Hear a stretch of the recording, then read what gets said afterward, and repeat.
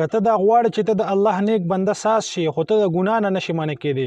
زړه دې دا خواهش لري چې زه د الله یو نیک بنده یم د الله یو صالحه بنده یم خو ګناه طرف ته ډېر زیات میله کېږم ګناه پرېښوستی نشم نو نن د یو داسې دعا ښیم چې د 5 منځونو نه پس یې کوه او ډېره زیاته مختصر دعا ده بس 2-3 منټه ټیم به دې پرې لګي او دا دعا چې دې کوله چې هر قسمه ګناه کې مبتلا وي که هر څومره غټه ګناه ولې نه وي الله جل شانه به یې دقه ګناه نه اړوي چې هر څومره غټه ګناه ولې نه وي او هر څنګه ګناه وي الله به یې د دقه ګناه نه اړوي زړه به یې تور شي بالکل به ورته زړه نه کېږي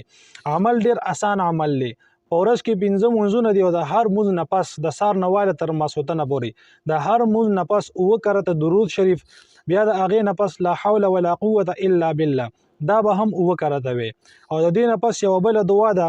اللهم ارحمني بترك المعاصي ولا تشقني بمعصيتك اللهم ارحمني بترك المعاصي ولا تشقني بمعصيتك دا دعا به تاسو ته په دې سکرین باندې شوم کم